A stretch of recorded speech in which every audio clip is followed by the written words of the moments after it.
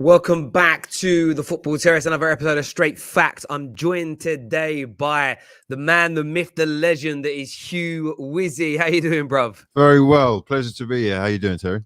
I can't complain. It's nearly Christmas, my birthday today. Congratulations. Thank Let's get you. some love in the chat for the boy. God. I know, I appreciate it. I know, and it's good for us old boys to stick together as well. I think, Hugh, if I'm being honest, mate. Trying to drag me down with you. Yeah, so many kids out there now coming into this field. I'm starting to feel really old. The guy that's just joined my team, he wasn't born when the treble happened. Wow. Oh, wow. Yeah. That's how old I'm feeling. Do you know what I mean? So Yeah, it's one of them, mate. But how's things your end, mate? Good? Not bad. My club are in the top four, temporarily, at least. So we're loving life.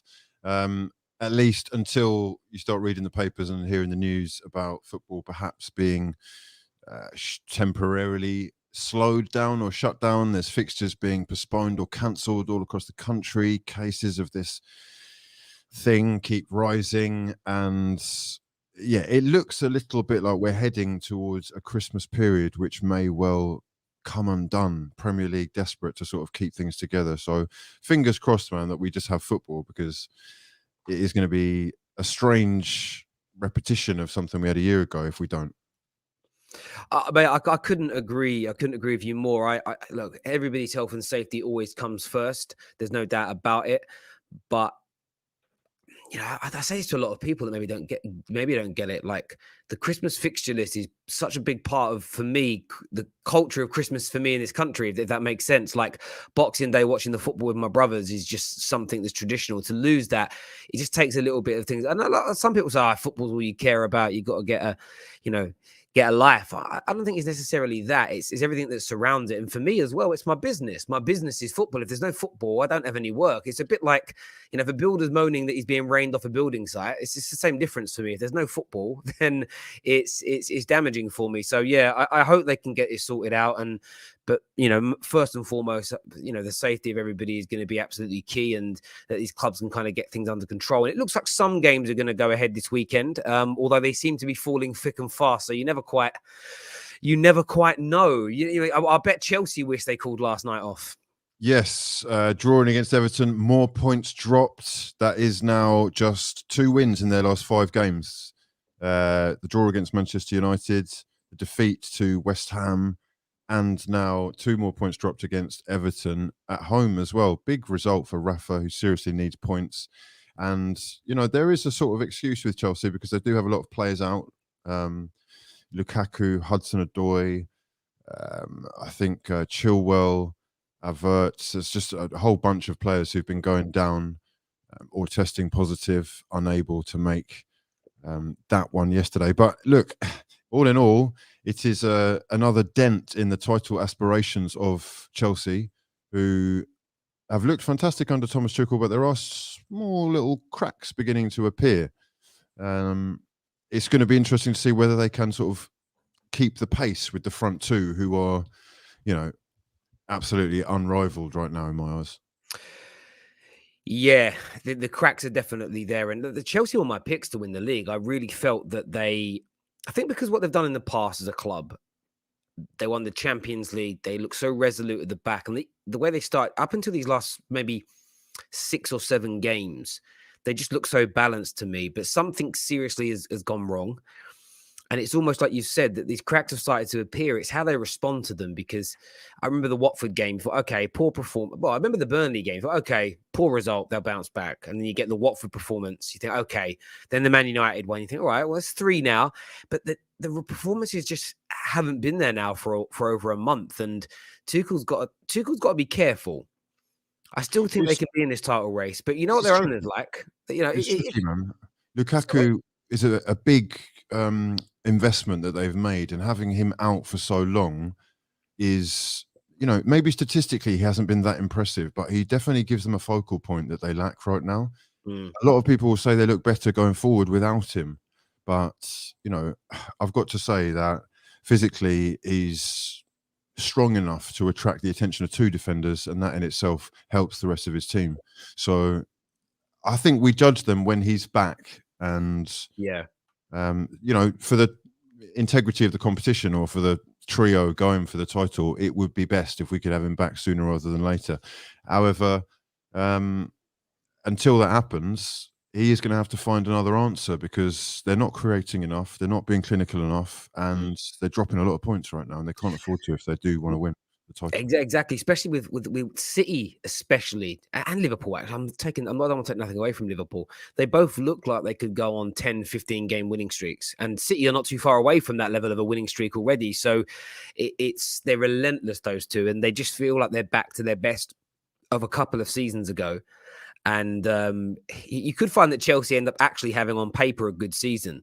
Might get sort of mid 80 or high 80 points, but it's just not good enough to be in the title race this year with how good this City and Liverpool team are. Original base Annie with a super chat here says, fraud gang in the house. Happy birthday, Teza. Big up Uncle Hugh. Uncle Hugh, you know. Dusan Tadic broke the world record for the most assists in a calendar year.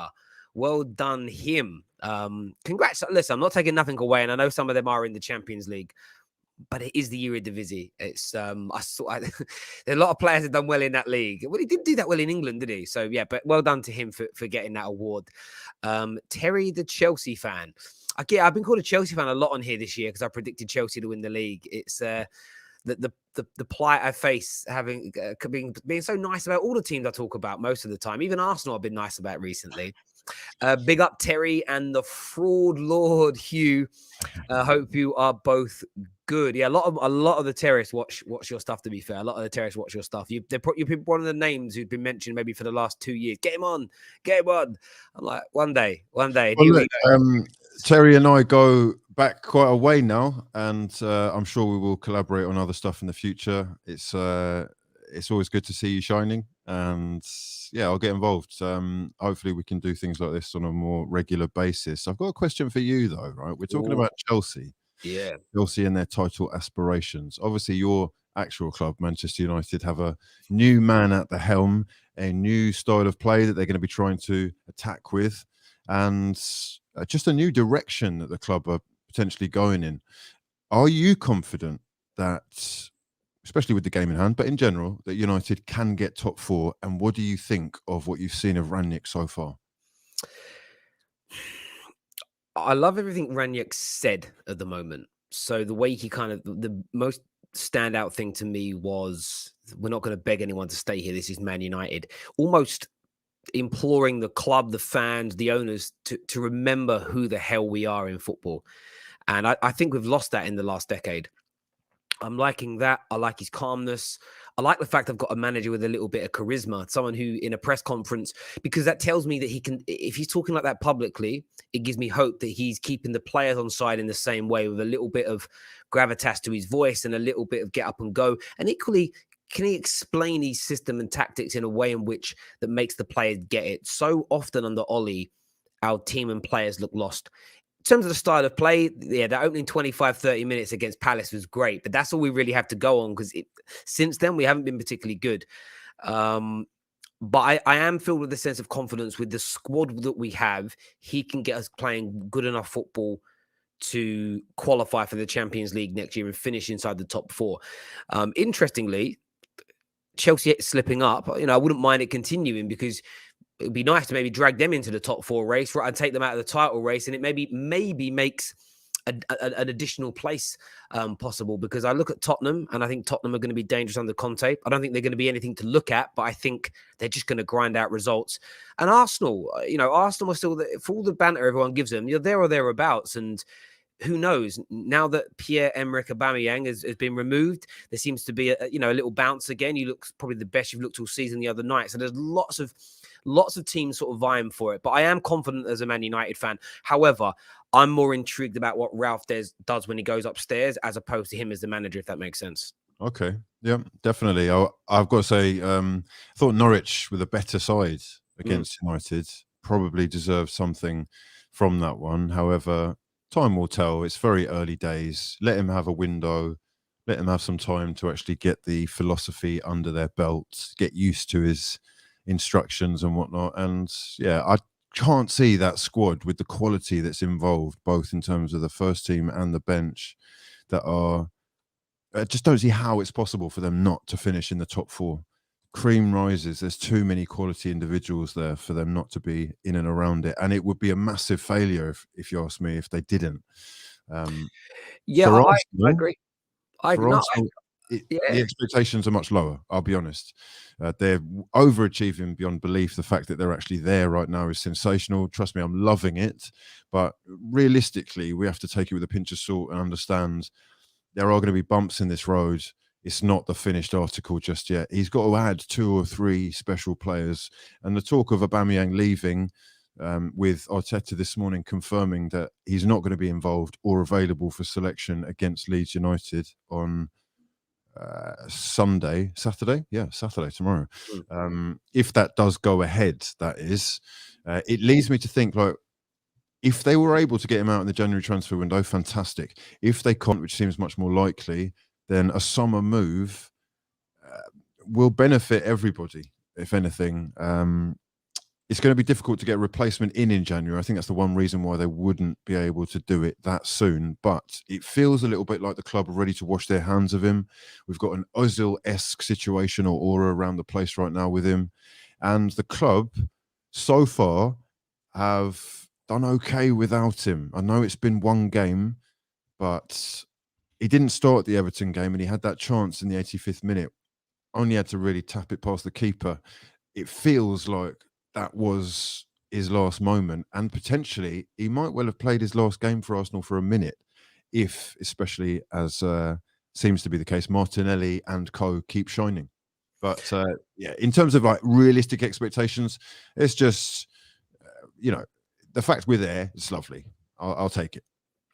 Yeah, do you know what it is, mate? When on Aubameyang, I think I've been quite scathing of.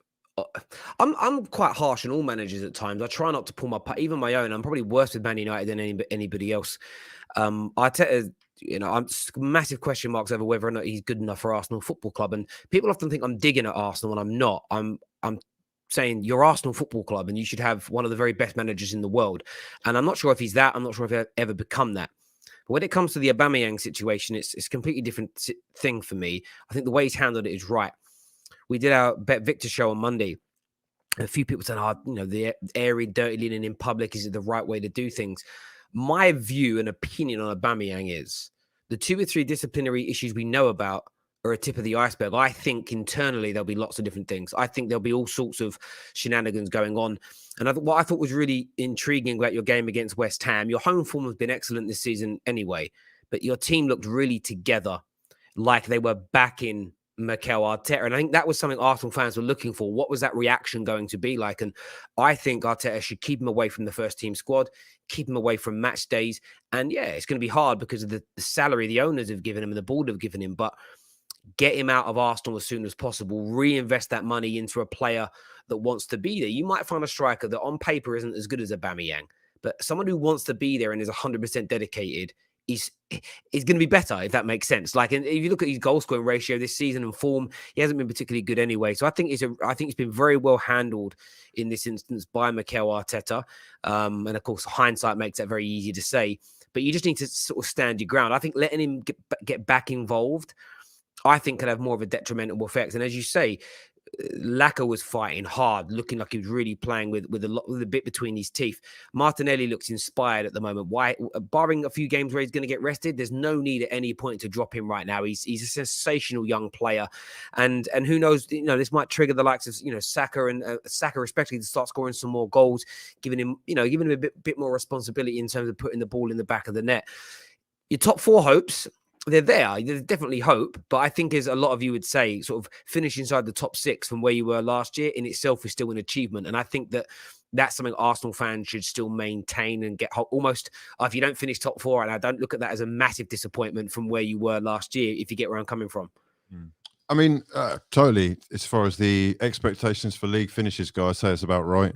Arsenal fans will always want their club to be, in and around the title challenge. That is the aim. And I think at that point, people will be still unsatisfied. That's the honest truth.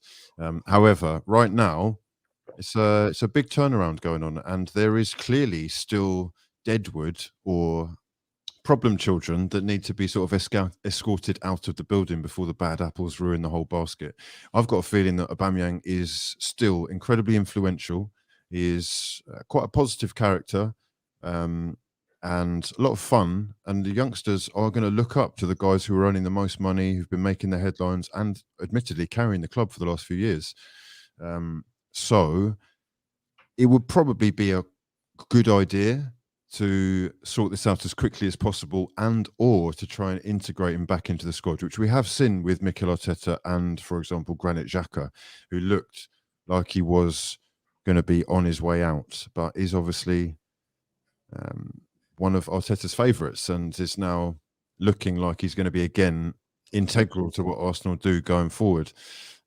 His wages are astronomical. This is a massive part of the problem with Aubameyang.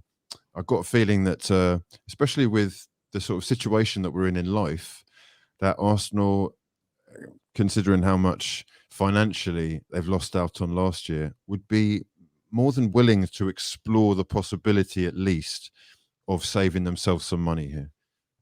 They are going to be doing that. Remember, of course, you know, the headline wages will be, oh, he gets $350 a week. We both know financially that's not quite the case, and him even not playing will be saving the club a lot of money. Never mind the bonuses that he can get for stuff that he can do in the game. I'm sure that with Arsenal being a business, that they are considering the frugal business that they are as well. Yeah, no, without a doubt, I think it makes sense as well to try and look and reinvest that money. And it's just a shame that because there was such excitement when he re-signed and got that big deal. And I remember saying to Gooners, I remember the kind of PR nonsense of I did it because him and Arteta are mates and all these right. I mean, no, he did it because it's 300 plus grand a week. But that should be something as Gooners you are happy about. You know, I've watched you guys lose so many players over the last 15 or so years because you weren't willing to pay the market rate in terms of salary for people and everything else. So I thought it was a good turning point. It's just a shame that it hasn't quite worked out how people, or how the club would have wanted. But there's no need to sort of stand on ceremony and let sort of now throw good money after bad, if that makes sense. Is, you know, cut your losses where you can.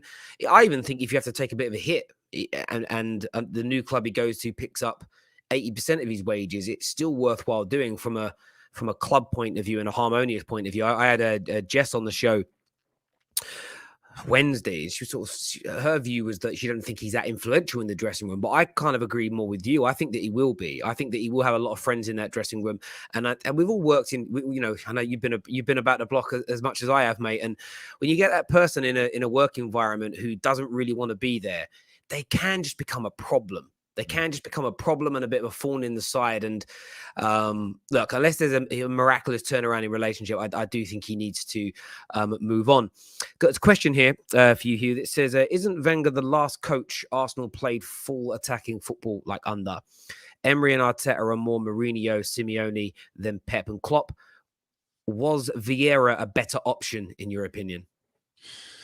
He's certainly the most attacking, if only because I think big part of Arsene Wenger's philosophy was allowing players to express themselves, especially in the final third.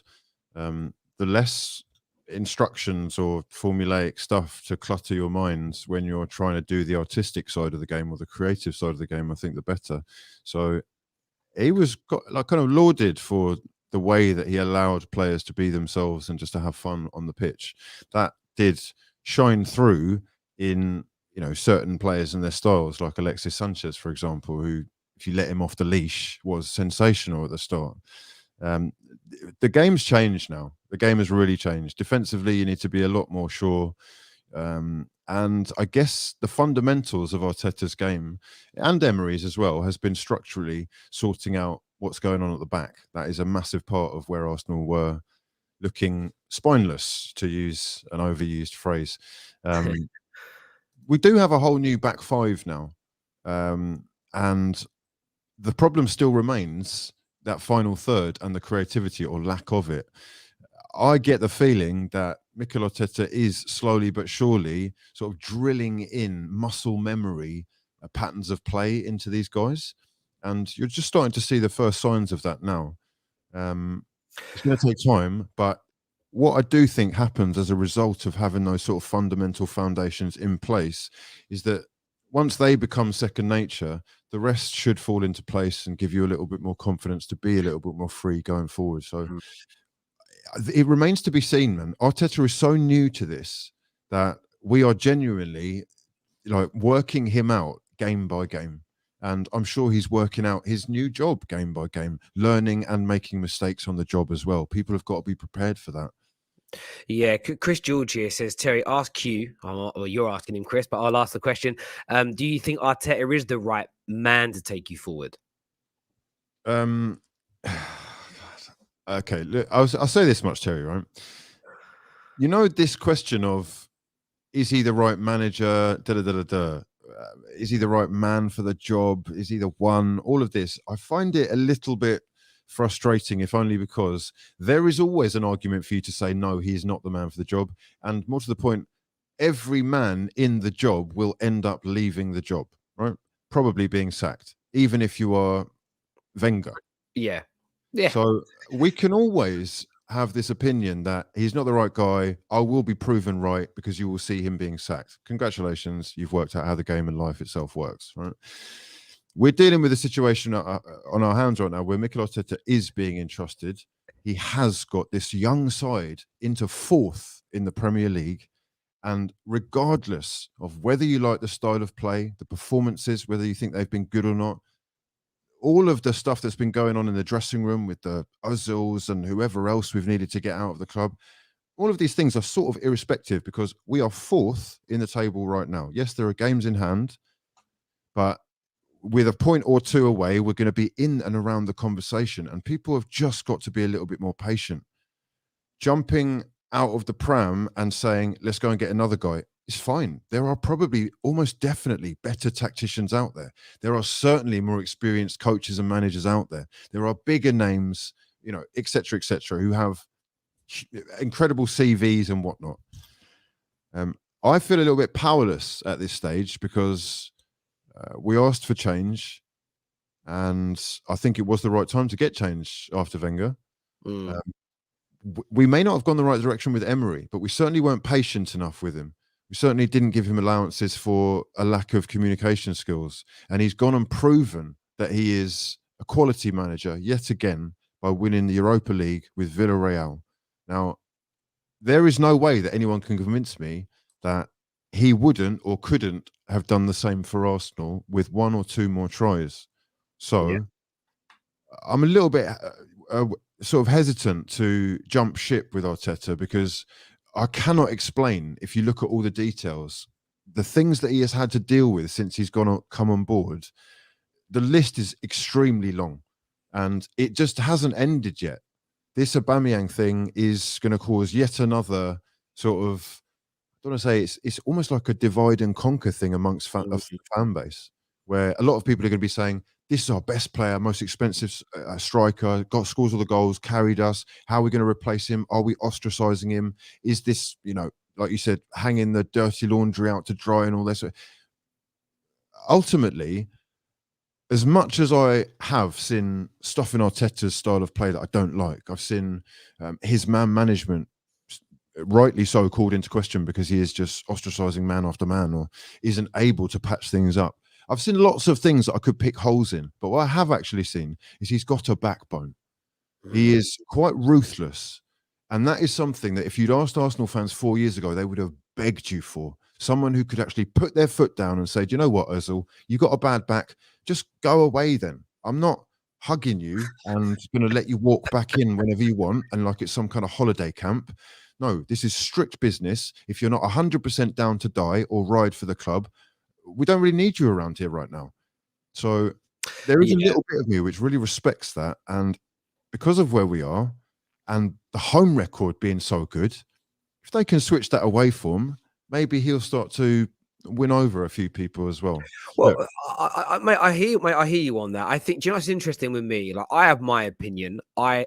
My opinion is that I don't know whether he's good enough or not, and I've said that there for is a no while. way for anybody to know. There's no way because there is no background. So I think for me, what I get frustrated with is when I hear some people talk about how he could become one of Arsenal's greatest ever managers, but they say it like they're talking from such a huge pool of data that it's almost certainty. I kind of I kind of get annoyed along the lines of, why are you saying this like it's real?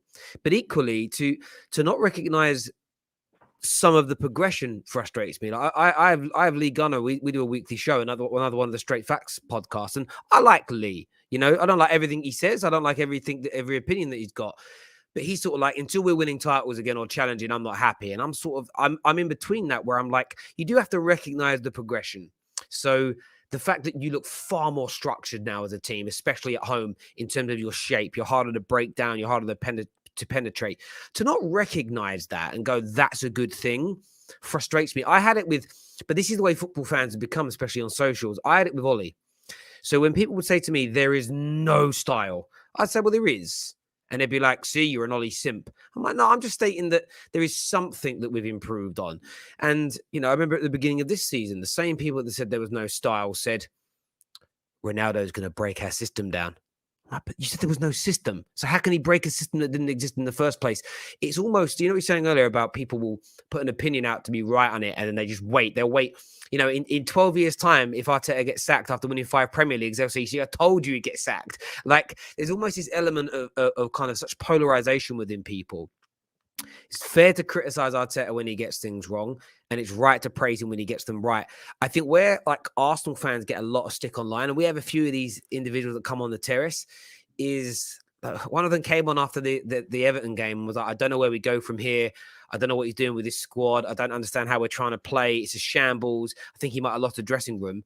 To a week later saying, I love what he's doing with this team. It's excellent how he's developing these youngsters. And I think sometimes what fans take it as criticism of their club. It's not. It's just have an opinion and kind of stick with it for a while. Not in terms of individual game assessments, but just if you think Arteta's the man, 2 bad games shouldn't change your mind.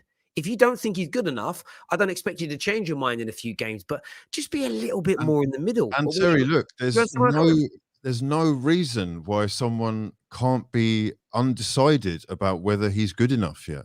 We don't, as far as I'm concerned, have enough of the material that we need to really judge him with what he is trying to do. Let's not forget, he's been here for 2 years. There are people that are going to point to that and say things should have really changed by now.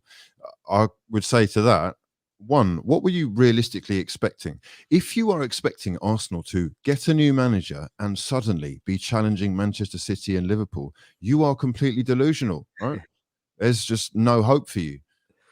Unfortunately, you're not going to win everyone over with the way that Arsenal have been playing, okay? The progression is fantastic. The fact that they're in the top 4 is great. You've got a trophy under your belt as well. That's all lovely. Week in, week out, though, he will be questioned because people are sort of, how do we say, we're guessing. We are guessing and living on like hope and faith that this is the right guy. I'll tell you something, man. In terms of statistical data, there is plenty to point to Mikel Arteta not being the man for Arsenal. However, I'm a little bit torn when I look at those stats, if only because his style of play really does not lend towards good stats. If you are constantly inviting pressure, you are going to be defending a lot. You're going to be blocking more shots. You're going to be saving more shots, all this type of thing that makes it look awful. But if the game plan is something like invite pressure so that we are opening up space in other areas of the pitch that we can then attack at random moments that they're not expecting, the statistics are just a little bit less important. Yeah. And you know, it's going to be a process, man. Get another couple of windows in where you've replaced a big man like Aubameyang who can get 20 goals a season, and Arsenal may well be a top 4 side. And I feel with Arsenal, and it's a little bit like with Man United as well. We're talking about which of the two are going to make it into the top 4. They're at different stages of their journey. But how I assess Man United is this. I expect us to finish in the top 4 above a lot of the other teams vying for it. I expect us to finish in front of Arsenal, Tottenham, West Ham. Our squad, in my opinion, is better.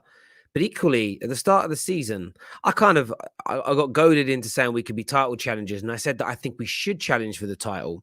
But I still said at the time we were 4 favourites. Because the one thing we didn't have was a Tuchel, a Pep, or a Klopp. So even if you were to say that our squads are all equal to each other, the fact that we had Ollie and other teams had Pep and Klopp, it's not a fair fight in my opinion, because they're superior in those areas. And sometimes you've got to manage progression by just looking at your own club. And I think for me, getting in and around the title race would have shown progression, and then it's a case of what do you do from that point. And Arsenal fans need to be very mindful of that as well, because you weren't expected to make it into the top four, and you probably won't. You may make it into the top six, and then it's about how much have you improved as a team. Have you kept more clean sheets? Have you had a more recognizable style of play? Is it more sustainable? You have obviously gone up in the league table. Is there a base now to grow on into the next season? And I think those are the things that sometimes get forgotten about. Everybody is instant gratification. They want to go from nothing to winning something straight away, when actually it's a step change. And you're kind of on step 1 or step 2 of 5 to get back to challenging for a title. And I sometimes feel like fans are reluctant to want to celebrate the small milestones. I don't know about you. In the new year, I'm getting back in the gym to try and lose weight. I'm not going to have a 6-pack by February. It might take me at my age. That's a failure. That's a failure then. On a lot of people's books, you failed. Okay, I know, that's exactly. Enough. Terry out. Yeah, Terry out and back into the gym for another session. Okay, exactly. It's done. But what I do know is I know in myself I'll celebrate milestones, and for me, it won't actually be focusing on what it looks like. It will be how much I can lift. You know, how far I can run. And it's like, okay, each week, can I push it further? I'm not going to be where I want to be in the first month, 2 months, 3 months, 5 months. It's probably going to take me at 36 years of age today. It's probably going to take me a good year to get where I want to be. Do you know what I'm saying? And it's just, there seems to be this reluctance to want to wait from anybody. Everybody wants it to happen instantly. And I kind of get like, when you bring in a star manager, you want to see a style of play pretty quickly. You want to see these things happen. But it took Pep over a year to really get City cooking. And look how, and you can't compare Pep to Arteta, because Pep already had won everything before he came into the club. It took Klopp 2.5 years to build a squad, implement his system in a way that it was balanced in the Premier League. You know, up until he signed Virgil van Dijk, Liverpool threw away more winning positions than any other elite level club in Europe from when he joined until that point. That isn't because he was a bad manager. It's because he was getting the balance of his squad right. And for me, I think Arsenal have definitely improved. The only thing that needs to maintain, in my eyes, as a neutral talking about Arsenal, for Arteta to keep his job, is that improvement sustained. So if it crumbles, falls away, and you finish the season again 9th or 8th, but you were in a good position and threw it away, I do think there's the potential there to say, right, you've done a great job 2.5 years in, but we are going to try something new. But if there's continual progression, it's very difficult to say whether or not you should dismiss somebody, because there's no guarantee the next person comes in and continues to progress you. You may go backwards instantly. So it is a hard one for Arsenal fans, but I know how desperate they are to get themselves kind of back up to the top and back to where they feel that they want to be. Wizzy, is Arteta's football sustainable? I think we kind of answered that already, to be fair, but thank you very, very much for the super chat on that. I want to ask you a question about Man United, actually, Hugh. So we spoke about, you know, and I make you right that there should be pressure on Man United to make it into the top 4. There is a lot of talk that Cristiano Ronaldo, as I kind of alluded to earlier, is what's the point? I want to say this, like, he's the problem. He's one of the reasons that Man United's football isn't where it wants to be. Like, as a man with a football brain like yours, do you think Ronaldo is a problem or an asset to Man United? I'm very confused when anyone says that Cristiano Ronaldo is a problem. In terms of what he offers, let's just say in terms of the football, right? And not the marketability, the PR, how many people and eyes he can bring on the club, or how much money he makes the club. That, I think we can say safely, is a positive. In terms of the style of play that Ralf Rangnick is going to be implementing, I think people are a little bit confused. He will normally play 2 up top. He will normally have short, intense bursts of pressing, as opposed to a non-stop sort of gegenpress, where Ronaldo is more than capable of keeping up with that pace for a start. He is... Maybe, is he 36? Yeah, turning 37. He is older than me. It looks a little bit better than me, but he's older He's than older me. than you, mate. But listen, no, let's relax because he looks like he's like a 20. He's got a body of a 25-year-old. I mean, a 25-year-old who's been going to the gym for 15 years, if that's possible. There's no way that Yeah, like physically them kids you see, like you sometimes get them in like on sort of the Eastern Europe, and you see a picture in the paper at 6, and they're like ripped. That's Right, Ronaldo. Like, yeah, right. them man I there. mean, he is not taking any shortcuts. That's for sure. I think that he is arguably the most clutch player in the history of football. And that can't be bad to have in your squad. Not necessarily always starting. I'm not a firm believer that he should be always starting. But, man, if you've got the option to have Cristiano Ronaldo, mate, I'm sorry. What type of. Who's asking this question, bro?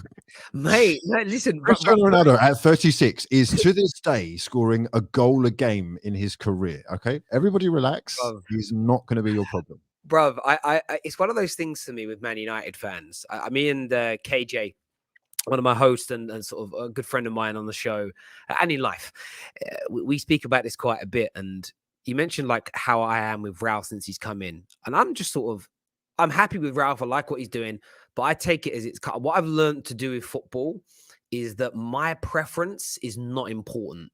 It's the club's progression is important. Some football fans can't get on board with this. So when Man United signed him, their stance was he will be a bad signing. So no matter what he does, they're always looking for a reason. So a stat will come out that, you know, he's done the least amount of presses of all strikers in the Prem, and it's C. That's the reason that we've gone backwards. It should be Cavani starting, etc. Oh, his goals are just tap-ins. Oh, what else does he actually do in games? Blah blah. Like this is what kind of happens. We're seeing Martial FC right now, Hugh. Oh, they're upset. They are. They're kind of, you can see this, they so wish Ollie was here, but they can't quite ever go at the manager. It's almost, why is this manager talking about Martial leaving? Martial's one of the most technically gifted players we've got. We're going to be stuck with Rashford giving the ball away and Bruno with his stupidness when we've got one of those talent. Oh, I can't fathom why we're letting him go. And this is what happens sometimes. It's you believe that Ollie was the reason that Martial wasn't playing regularly. You believe that Jose Mourinho was the reason that Martial wasn't playing regularly.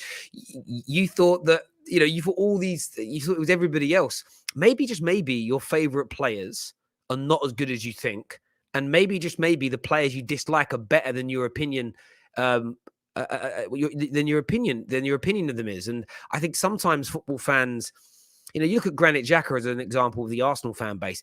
Every manager, since he's been at the club, has liked him and depended upon him, but yet fans think he's rubbish.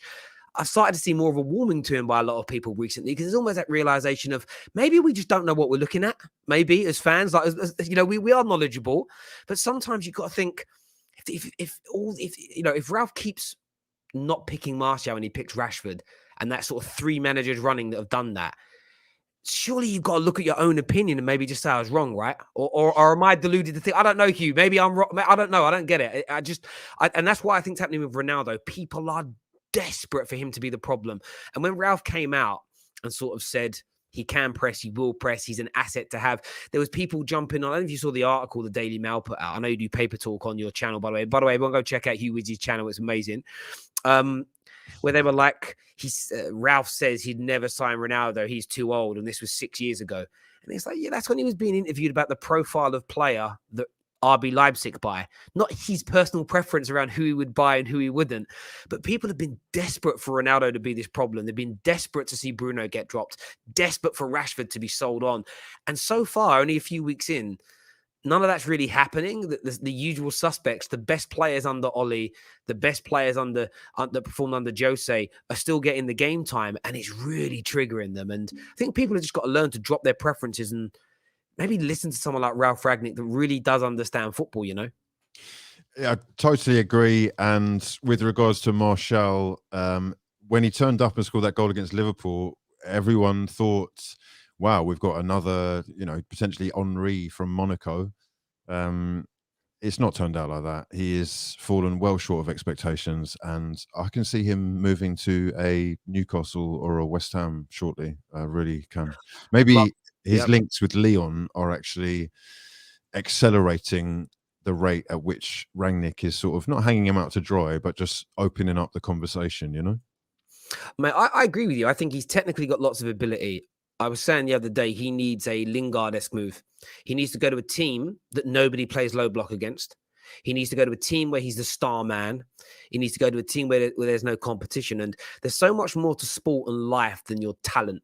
And maybe I think a lot of Marseille FC are quite young, to be honest with you. And I think maybe they haven't had that life experience yet to teach them that your skill and your knowledge only takes you so far. It's the hard work that pushes you on to that next level, pushes you through those hard times. And Martial doesn't have it. And people always equate hard work to, oh, just because he doesn't track back. It's like, no, hard work is, I'll give you something Rashford does in every single game. And he doesn't even get it right that often, but I prefer to see someone try it than not. Tries that run off the shoulder for a ball to come over the top. Martial would try it once, maybe twice, doesn't come off, stops doing it. That's the kind of hard work I'm talking about in a game that I want to see from players, that perseverance when things are not going right. Because if you keep trying, it will come off at some stage. And, you know, the best team in England right now, Man City, in many people's eyes, not every pass and every run comes off. They actually make loads of mistakes in games. But the reason that they are so successful is because they repeat it. And they just maintain their confidence the whole time. They maintain their work rate the whole time. And it pays dividends. And I think Anthony Martial, I think he's very unlikely to get a move to a team that's like at the peak of its powers. There's talk of Juve. Juve could work on a loan, but they're not exactly ripping up trees right now. But we'll see how he figures in a team like that. And if he goes there and starts banging in 30 goals a season, I hold my hands up high. I wanted Martial to work. I rate him as a talent. But his time at Man United's over. And I think proper Man United fans have just got to get over it now and stop using Martial as a tool to beat other players with. The fact is, if Jose, followed by Ollie, followed by RALF, all think Rashford's better, you're just wrong. You're just wrong. Those three minds in football can't all be wrong, and you're right. I just refuse to believe that three different types of managers from different backgrounds, who between them as footballers and managers have achieved what they've done, they can't all be making the same mistake. I have to agree. However, with Martial specifically, the signs have been there. You haven't needed three managers, in my eyes, to say that he's not the one. It's just, I think now the level of expectation is going up. And, you know, we were talking earlier about how Manchester United, there's sort of this aura that is filled the place whereby players, fans even, will have somehow forgotten who you really are, what we're supposed to represent, where we're supposed to be, and the expectations of the players that you're paying astronomical wages to. And as far as I'm concerned, Martial strikes me as a 75%er. He doesn't seem quite to be applying himself fully. Now, that could be the rumour mill. It could be the fact that I constantly see him in the papers with extracurricular activities, relationship mishaps and situationships going on. All of these type of things, I think, wouldn't even be mentioned if he was really focusing and doing the business on the pitch. It's probably time to move on. I agree, and you get a lot of excuses like this, and I don't even think this is overly wrong. Olu here says Martial has been mismanaged by United. He is like Zaha, went to United at the wrong time and too young. The issue I don't have an issue with that being a reason. My issue is, and it's not so much with you, Olu, because I don't know what you've said elsewhere. I see a lot of Martial FC say that. I see Pogba FC say that about him. But when it comes to Rashford or Bruno or Harry Maguire as examples, they don't apply that same logic. It's right. They're just trash players. But my favorite players is because they've been mismanaged and they've had bad managers. That's where, you know what I said earlier about like how I challenge certain things, not so much because I don't think they're true, but it's like if clubs made Martial worse, but you want Rashford out of the club because you think he's rubbish, it's how they not made him worse as well. Then it doesn't compute in my brain. Like if the club's been run so badly that the more talented players have been damaged, what's that done to the less talented players? I don't know. Maybe my brain works differently. It's not adding up. It doesn't add up for me, and I think that's where I kind of also want to see some of these players go. Because then we'll see the wood for the trees. And I like the social experiment element to a player leaving. Because if Martial leaves and kills it somewhere else, I'll hold my hands up and go, oh, I was wrong. And we really should have kept him. But if he does, it's a bit like when Eden Hazard left Chelsea, because I was told by I've got to interject there, man. I'm Go not on, go on. totally convinced, bro. I'm not totally convinced that is the case. I'm actually of the opinion that, let's say, for example, you are judging two managers and you're looking at the Premier League season that they've had. Let's take, for example, randomly right now, Brighton with Graham Potter and David Moyes with West Ham. How do I judge who is a better manager? Let's look at their career. Let's look at what they've achieved, maybe the signings they've made or who they've turned into big sales and made profit on, the style of football. How are you judging who is a better manager? Because ultimately, there is no way on this green earth for you to prove that you're right. And the only reason I say that is, surely it's like life. If I decide to drop this coffee cup, it will smash, right? The circumstances are very different if I drop it and I catch it with my other hand, right? So Brighton have 22 players or have 25 players in their squad who will offer David Moyes different options, different pathways, different results. It doesn't necessarily mean that one's better than the other. And our classic example for me is Sebastian Haller coming from West Ham. Massive flop, unable to really acclimatise to the Premier League, struggling so much so that they shipped him out at a massively reduced rate. And he is now one of the hottest properties in European football who cannot stop scoring goals. It is like the Cristiano Ronaldo show. He's breaking Champions League records. Now, is that the quality of football being lower? It's Champions League football. It might be slightly different. It's still an elite level of football. Is he suddenly a shocking player because he had a bad time at West Ham? It's nonsense. Things will work out differently for Martial when he moves. And like you said, if he finds a team that are not constantly sitting low, if he finds a team that are going to have space in behind for their players to run at, he could well start ticking. It's just, unfortunately, that has not happened at Manchester United. And it's time to wash your hands and move on, man. We're trying to get big out here, not say... No, mate, you know what? I think it's a really great point. You know, there's Diego Forlan's a prime example of that. I mean, we just spoke earlier in the show about Tadic. A relative, I wouldn't say a flop in the Premier League, but he didn't get the most assists. He didn't break the world record for assists in a calendar year over here, did he?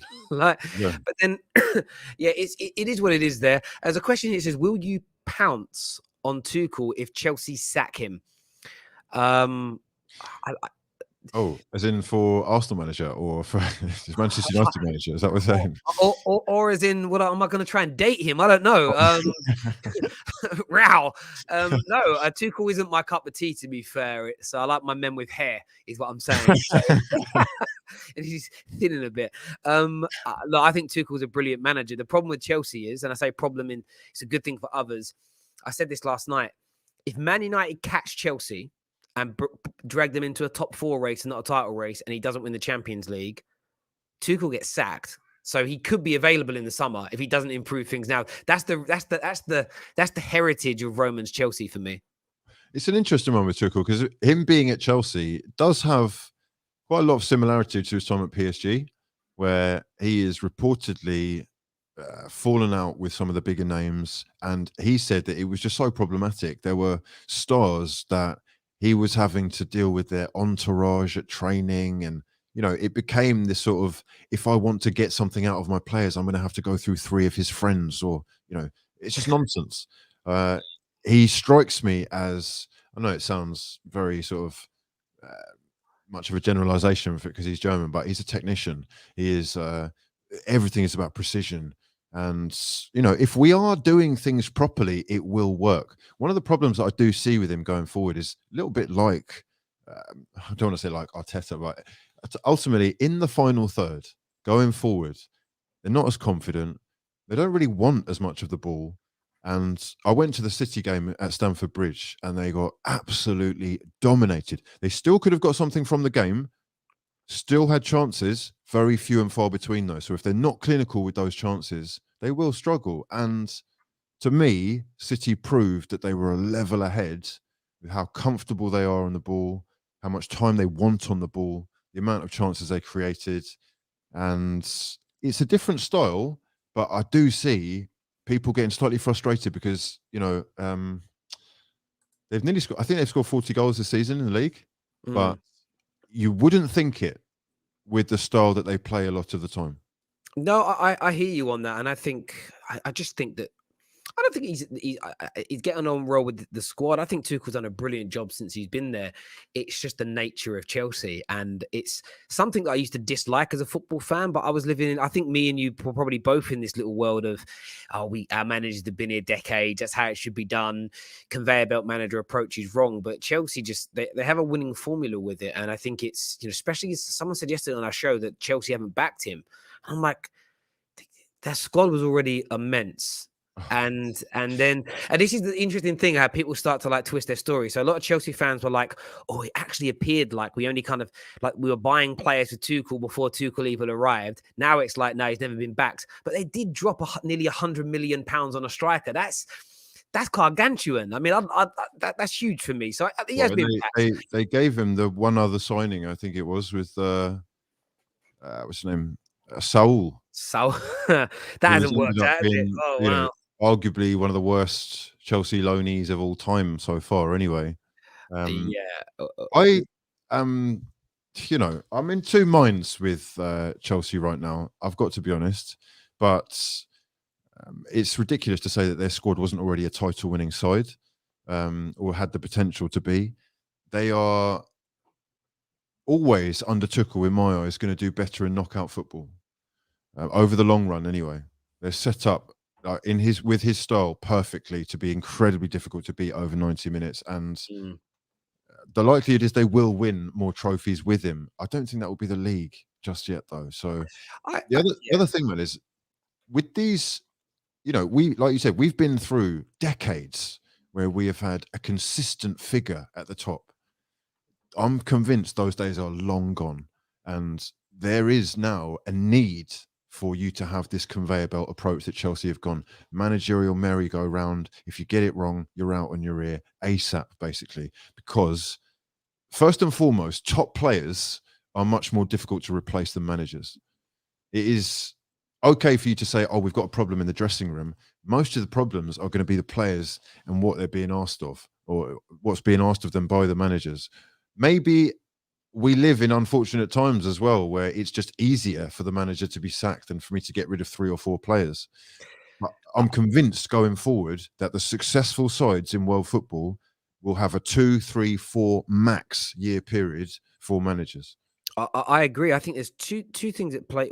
Three things here. One, if you actually go back to the Fergie and Wenger era, and then research and look at other big clubs, because it's easier to get the data on it, and look at the average time the manager stayed. It was 3 or 4 years then. It was just Fergie and Wenger, and in the Premier, a little bit of Alan Kirbishley. Those 3 managers they ruined the average, if that made sense, because of how long they were there. But most managers weren't there any longer or shorter than that anyway. I think secondly, football's played in a much more intense way now. I don't know if managers beyond 5 or 6 years can really keep their teams together in the same way. And Pep and Klopp are doing a great job of that at Liverpool and Manchester City, but they're 2 of the very best in the business.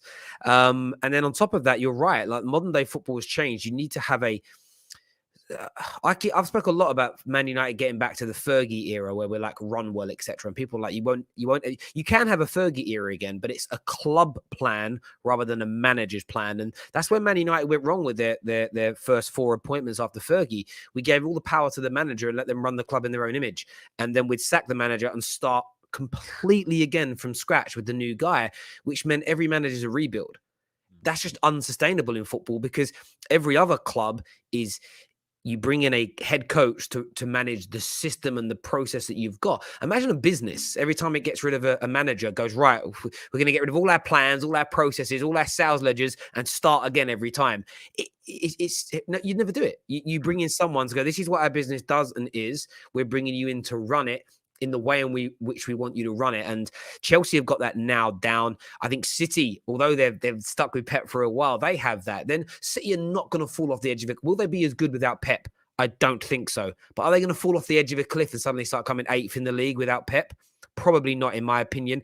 And if Liverpool get the managerial appointment right, and right now Steven Gerrard's looking like a good bet. I know he's only 5 games into his Prem life, but he looks pretty good. They could do the same thing. So I completely agree with you, mate. That's gone now in relation to that. Just want to give a big shout out quickly to Fan Team. Fan Team are our sponsors on the show today.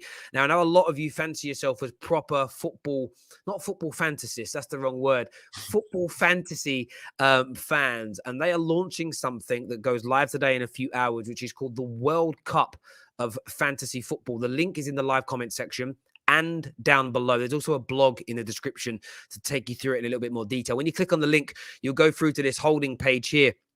I'm going to highlight this one here. There are satellite competitions for you to enter. This goes live in about 4.5 hours. You've got to go and pick your team. You can enter from as little as £2.31.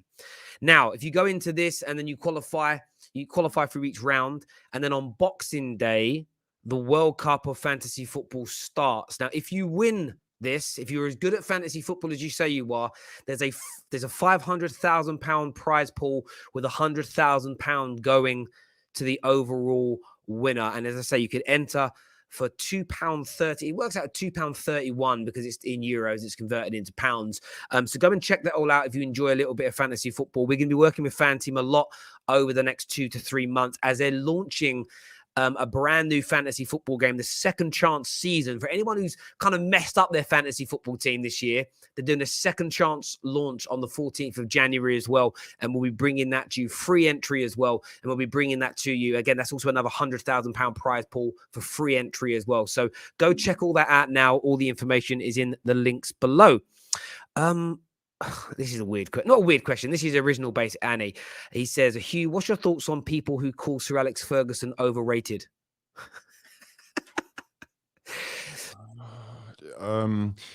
Football's not for you, bro. There's plenty of other sports available. Read, do your research, watch, learn, listen from others, and maybe you'll one day have a clue. Absolutely. That's very sad to hear that people are actually... Is that a joke? It's football. No, do you know what it is? It's football Twitter.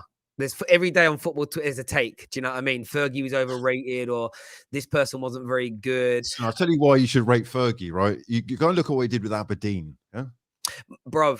Never mind Manchester United. Manchester United genuinely owe like so much to him. Please respect yourself and just think before you speak. Mate, I had this conversation with someone the other day. In the last 3 years on Twitter. And I do enjoy consuming Twitter, but in the last 3 years, Fergie's been called completely overrated. Paul Scholes wasn't a pivotal player, nor was Paul Scholes and Ryan Giggs were not pivotal players in the Man United team at any point. Roy Keane was just a thug. Okay, like Ryan Giggs played like 20 seasons. He scored 20 seasons in a row or something. Like, mate, it's crazy, and I got to a point where I was like, and there's this one guy that's mainly at the center of this. All the United players are overrated. None of them were pivotal. None of them were this. None of them were that. And it's like, well, how did we win more than your team then? He's like, oh, you had a better team though. I'm like, but they're all overrated and crap. The manager's overrated, but we were still. It's all weird, mate. It's very, very weird. So yeah, original base Andy just asking for you. Addy, you keep mentioning your super chats. I've read out both your super chats. First of all, the pounce on Tuchel. The first one was around, wasn't Vieira a better option? Those two questions have been asked. You keep asking, but we definitely went through those on the show. You might have. Let me just say one thing about Sir Alex, man. Yeah, go on, mate. Sorry. He may well have left Manchester United in the mud. He may well have left at the perfect moment for him to back out, knowing that it was almost impossible for them to keep up at the rate they were going. But he left you with the ultimate gift. He left you having robbed Arsenal of Europe's best striker, like genuinely the best striker in Europe, who immediately did the job. So I've got goose pimples thinking about the emotional stress that I've been through watching the success and the period of dominance that United have had under the tenure of. Sorry, mate, I agree. I'm so confused by that comment. I agree, and I said this to a lot of people. Like, the only manager that got the better of him was Pep, and I put that down to age. Fergie was too old to go again to take on Pep. It was just you sometimes get that in fight. I know you watch multiple sports. You sometimes get that in fighting, in boxing or in MMA, where a fighter is just, you saw, what's his name? Israel, I forget his surname. Yeah. When he fought Anderson Silva, it's a case of if he fought Anderson Silva 10 years, like 10 years younger Anderson Silva, it's a completely different fight. But there was just almost that crossing of that changing of the guard. And that's what Pep and Fergie were to me. Fergie was past these best, even though he was still world class, he was past these best as Pep was, coming into his absolute pomp, as it were. But you've got to remember as well, man, from Manchester United's side, Sir Alex Ferguson will have been privy to information that we are not. He would have known how much money these guys were coming with, how serious they were about taking that top spot. You will remember the Welcome to Manchester the banner with Carlos Tevez and whatnot. This is a real statement of war. It's a statement of intent. We're here coming and we're going to take over. And ultimately, I hate to say this, but it's one of his best decisions ever, backing out when he did. As a champion, you want to know when to retire. You do need to know when to step away so that you maintain an air of, one of the things I love about Ricky Gervais is he always ends his shows when they're at their best, when they're still amazing. You don't remember them becoming bad. It wasn't, a lot of people are, season 5 of Prison Break, of Breaking Bad wasn't that good. They ruined Game of Thrones. Things can go on a little bit too long. Sometimes you've got to go out when you're at your absolute best. And it's always easier when I look at TV series and stuff for that, because they're quite an easy sort of data point for it. And Fergie did. But I think when people call him overrated, the amount of people, and in my memory, you had like Dalglish with Blackburn, you then had Keegan, you then had Wenger, you then had Jose. You had so many managers and teams that came along and tried to, and we coined this phrase as Man United fans. And I remember when I started going to Old Trafford regularly, all the old Manc heads be like, yeah, there's too many Abus out there. And at first I was, you don't want to be ignorant, but you're like, I don't want to ask what Abus mean. I'm just going to act like I know. I remember asking this young lad, what does Abus mean? It just means anybody but United.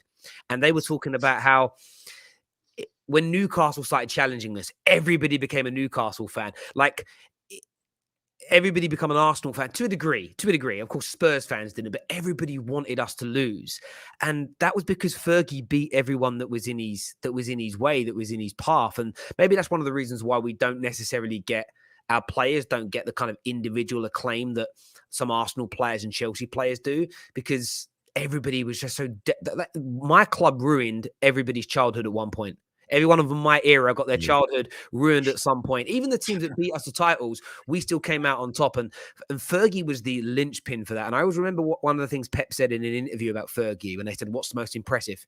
And he just said that maintaining those standards at one club for that long, it's like other managers don't know how you do that. None of us can do it. And that, for me, is why he's not overrated. To stay in one place and maintain that is just astronomical. Yeah, so that question for me is always a weird one, why he gets put down. But it does get you retweets and likes on Twitter when you say it. So I think that's why people do it, to be fair, Hugh. And we know what these guys are like, man. We know what they're like.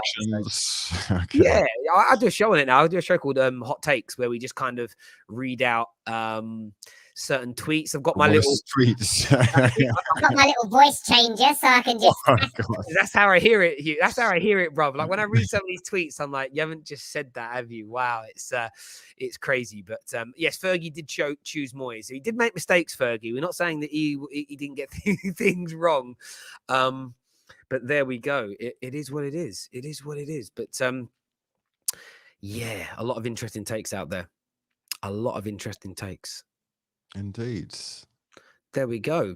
Some of the comments make it. So half the comments in these comments. I don't know about your comments. Do you find that sometimes I find myself just watching everybody talk to each other in the comment section, and it's mad. The English media always said they are the best league, but always get slapped on international duty by Italians and Spanish clubs. See, the comments like that, I just sometimes think I don't get it. I don't get it. Is that the same Italian and Spanish clubs that are really struggling in the Champions League these days? Because it's been dominated by the Prem for a minute. Yeah. Do you know what it is as well? Like, people get really upset when you say the Premier. I say the Premier League is the best, and I'm talking everything.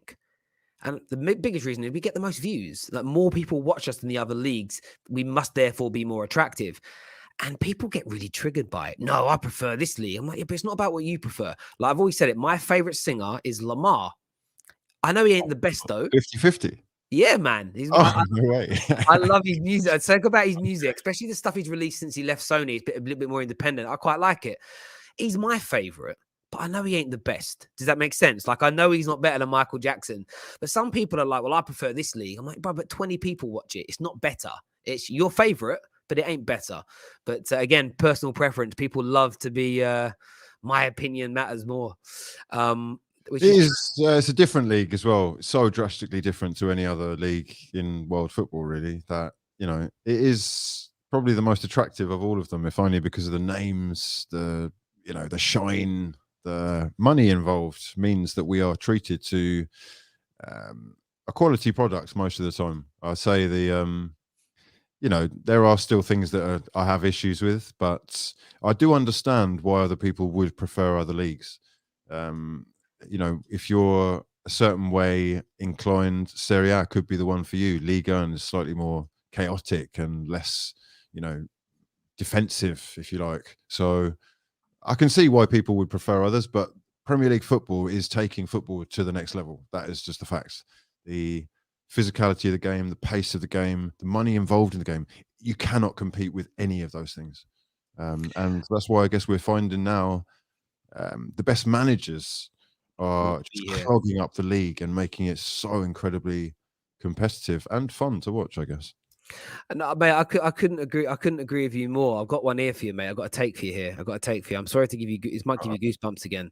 Where's it gone? Have I lost it? Wherever.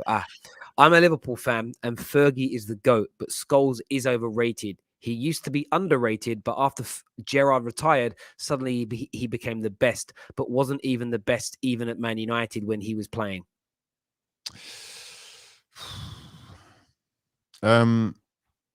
Yeah, I mean, who is doing these ratings? That's my first thing. It's like, I'm not really sure that you were paying attention during his pomp, his prime. Do you know what I mean? So, do you know what I would say to you about that? A lot of the people that come on and talk, when I ask them their age, they're like 25, 26. I'm like, so you saw the end of Scholes' career. Yeah, you didn't, you didn't see. The thing is, the one thing I say is right here. He wasn't Man United's best player sometimes at Man United, but that doesn't mean that he wasn't a better midfielder than Gerrard. Do you know what's interesting? Actually, I was talking to Liverpool fans about this the other day.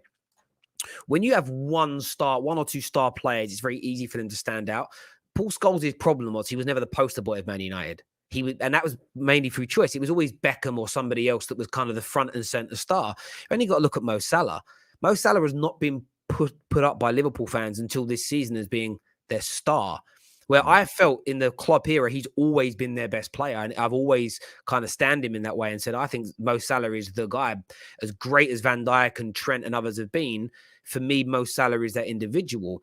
And now he's getting the flowers from those fans. But until, like, if you're not put front and center, people kind of forget about you. But yeah, Paul Scholes was just instrumental in everything good about Man United from the early mid-90s right through until when he retired. And in terms of him being the best, I've always said this about Paul Scholes.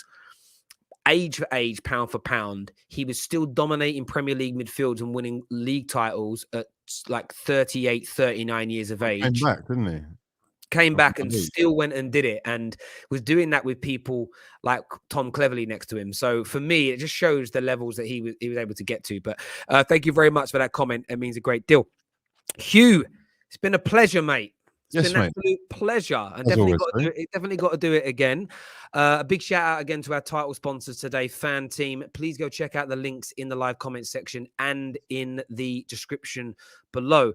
But I'm going to go and eat some birthday cake with the kids. They've been screaming at me all day to go. And Freya, bless her, my daughter, she came up to me yesterday. She's like, "Daddy," do you like footballs on your birthday cake? I said, have I got a birthday cake? She went, no, we haven't got you one. I just want to know if you like football on birthday cakes. I think you've let the cat out the bag. Congratulations, man. Happy birthday. Hope it's cheers, good. Mate. Thank you. And Hugh, thank you very much indeed. Everyone go check out Hugh Wizzy's channel. One of the best in the business. Big fraudulent stuff going on over there. So go and check it out. There's some great content. And we'll be back again soon. Smash the like button before you leave. Retweet if you're watching on Twitter. And make sure you go and check out our Twitch account. Signed, sealed, delivered with Twitch. Our watch-alongs are going to be back exclusive on Twitch as soon as my studio reopens again after the little COVID outbreak that we've had. So go and follow our Twitch account. The links are in the description below. Take care. Goodbye. God bless. And we'll see you all